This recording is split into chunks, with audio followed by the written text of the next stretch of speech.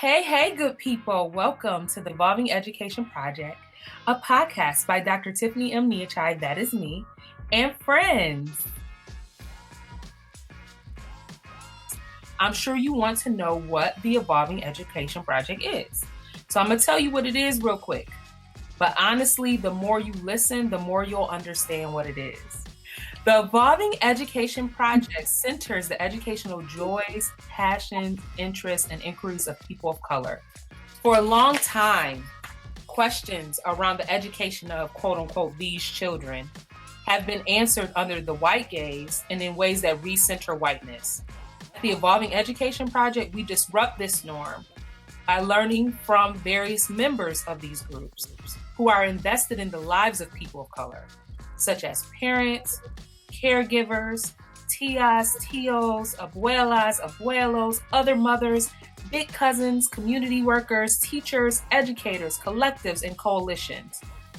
As we learn with and from people of color, we co-construct knowledge in ways that honor and revive the knowledge production and knowledge dissemination practices of our ancestors while inspiring transformative work for just futures.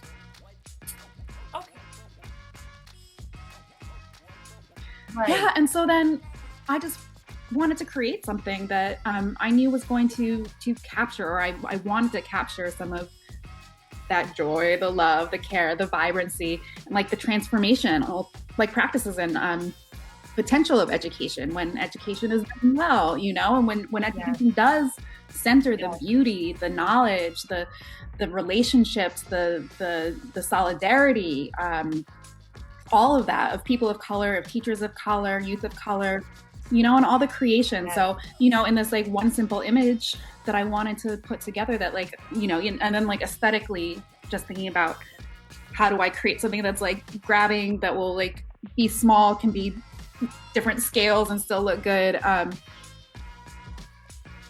just started drawing, and I think there was something in me from you and your spirit that just came through when I drew it. And, a picture of a Black woman teacher who, was dressed kind of fly, I think. And children, children of color and, gathering together, creating words, creating knowledge, creating love through that educational process and centering themselves, stating their importance, and that was really what I wanted to convey, because I knew that was so much of who you are and what you do. And I love how you brought up like our aunties in the field and throughout different parts of our life, our village. I tell people all the time, I didn't get my pedagogy or the way I teach or the way I am and how I think about education from my collegiate career of going to college and getting degrees. I tell people all the time I got it from my working class, Black church, Sister Annette, Sunday school, and people who maybe they very brilliant folks, but maybe didn't have degrees or letters behind their names for, we know those systems that prevent those things and make that difficult for our people, but who loved, who had high expectations, who was teaching me at very high levels, and then I was going to, in schools, and you were telling me telling me I'm a struggling reader. Right. It does take a village. It's a village, and I'm grateful to my entire village who throughout the PhD program, before the PhD program, when I was a classroom teacher, before I was even a teacher as a child, that have poured into me, that have invested into me, that believed in me, believed in my cousins, believed in all of us, all of the people I came up with.